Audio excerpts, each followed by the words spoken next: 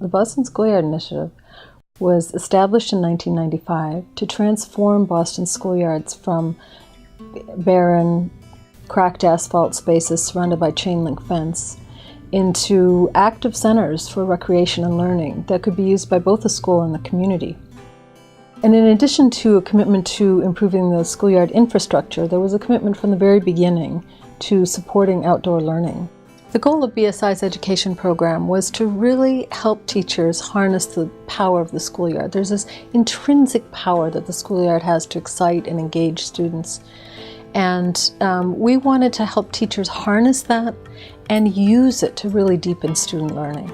All the materials and training that we've created has been co-created with Boston Public School teachers, which gives it a grounding, I think, in the classroom experience. Boston teachers are really in the vanguard of understanding the nuances, I think, of how the outdoors can be used as a teaching strategy, as an effective teaching strategy in an urban classroom.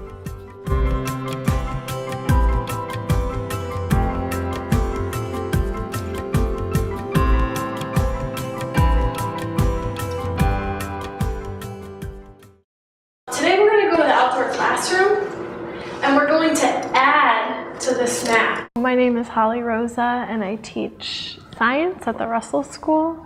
I'm one of the science specialists. I really saw the change the first year that we had the outdoor classroom. I was teaching kids about phenomena in science that I could explain in the classroom, I could show them pictures of, but then all of a sudden we were going outside and they were really experiencing different scientific phenomena. When you're learning outside, you're surrounded by everything. It's not just what's at your table that you're learning about that day. You have the air and the animals and the sunlight and the weather and just all these different things that are happening around you in science. My students love going outside and it really gets them excited about learning. I find them asking so many more questions and making really good connections to other things that we learned in different units. I like going to the outdoor classroom because you get to explore the outside world when we're really inside most of the time.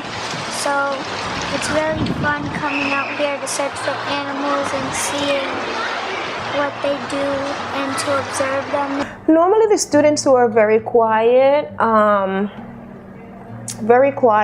students just naturally blossom out there. But also too, the students who have a lot of energy, their energy is being channeled in the right direction and where we can get to see them in a different limelight and actually get to see the kind of learners that they are and to be able to optimize that kind of learning in a way that in the end will be productive and useful and resourceful for the entire learning community. So there are a variety of ways in which the outdoor classroom is used at the Russell, and it's not just used by one teacher or one grade, it's used by everyone. It is the one place in which no student is ever asked to sit out. They're all engaged, deeply engaged, and they just so naturally, so organically just share their thinking with one another. As we've gone along over the years, and teachers became more comfortable taking students outdoors, became more confident of their skills, we've learned more and more about how valuable the outdoors is. Through their experience, teachers have reported the value that they see in it, and we've really learned to understand what being outdoors can add to students' learning experiences in new ways, and we're still learning.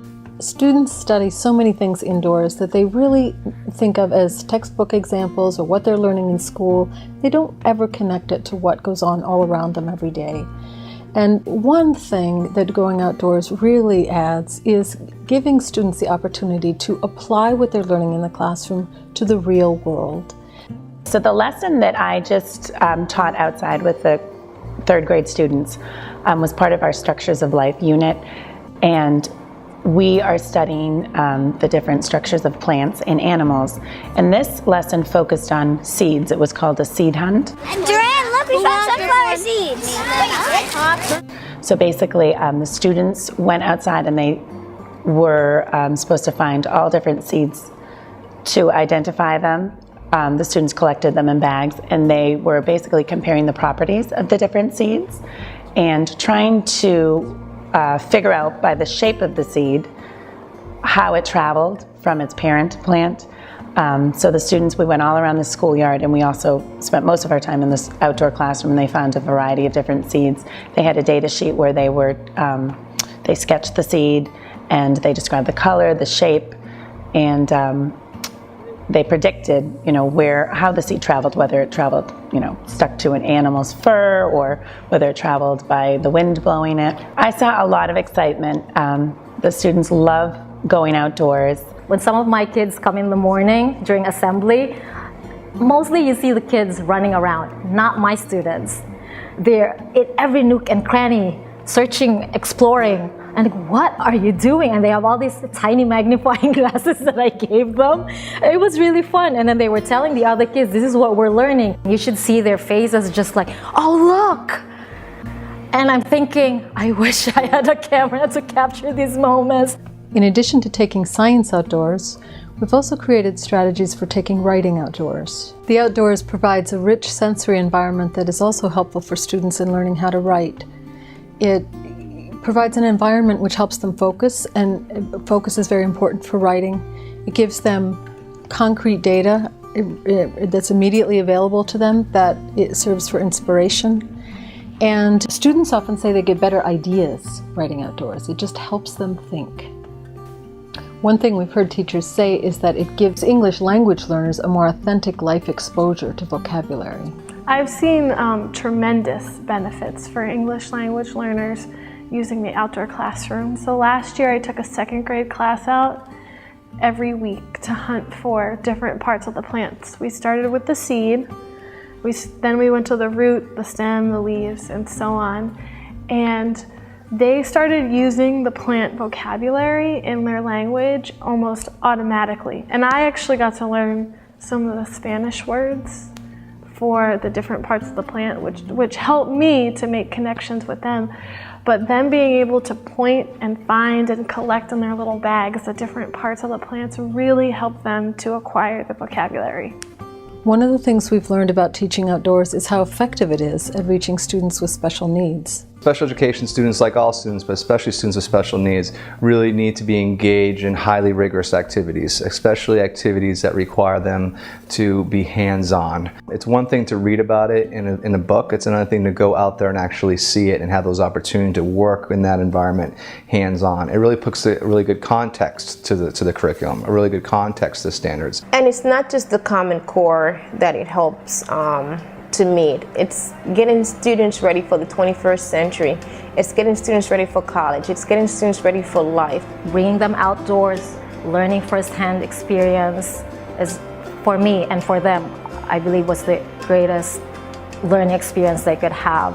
I think that Boston should be very proud, and Boston teachers should be very proud of the attention they've given to outdoor teaching and what it really means, and the contribution they've made to understanding how outdoor teaching supports learning in a very deep and meaningful way.